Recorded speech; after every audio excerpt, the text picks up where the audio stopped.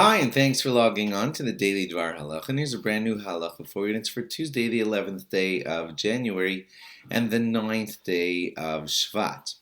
Today, another law about Tu B'Shvat, which is a week, or just under a week away now.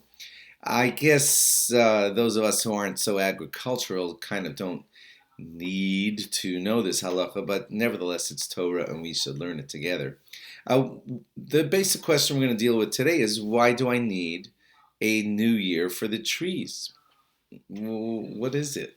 Who cares when the birthday of the trees is? So it is rather important halachically to those people who own orchards in Israel. Here's how it works.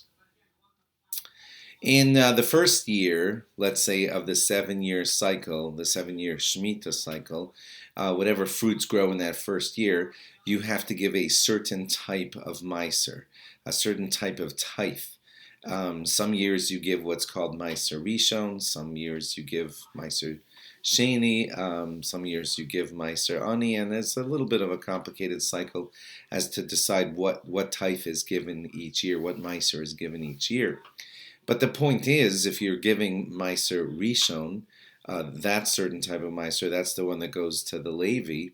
Well, when you're giving it to the Levi, what fruits belong to what year? I'm supposed to take all the fruits of that year and give a tenth of them to the Levi. Meiser Sheni is you take that same kind of portion and you take it to Yerushalayim to eat. So, but I need to know which fruits belong to which year. Otherwise, it would be a very blurry kind of figuring out of what fruit belongs to what year. That's why you need a new year of the trees. All the fruit that reached maturity, a certain level of maturity that the rabbis define. If your fruit reaches that maturity level before Tu B'Shvat, then it belongs with the fruit of that year, and you'll take a tenth of all the fruit of that year. But if the maturity of that fruit happened after Tu B'Shvat, then it will be reckoned with all the fruit of the following year. So, in other words, to know what fruit I'm taking my tenth from, and what type of tenth I'm taking for that year, I need to know which fruits fit in what year, and Tu B'Shvat is the dividing line between those years. I hope I explained that clearly.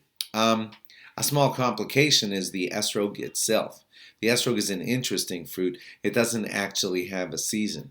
Esrogs just stay on the tree, and they keep developing as long as you leave them on the tree, and they don't end at a certain season. They just stay on the tree till you pluck them off. So the way it works for an esrog is we'll go by when the esrog was plucked. If it was plucked in year 1 before Tu B'Shvat, it belongs with that group to decide how much is your tenth and how much you have to give to the Levi, if it's Meiser Rishon or whatever you're doing that year. And all the ones that were plucked after Tu B'Shvat will belong to the fruit of that year. That's what you need a new year for the trees for. I know I don't own an orchard and I don't live in Israel, but for those who have orchards in Israel, this is a pretty important halacha. To those of us who are city folk who don't do this, it's Torah, and we need to learn Torah. Thanks for logging on. Log on again tomorrow for more. Bye-bye.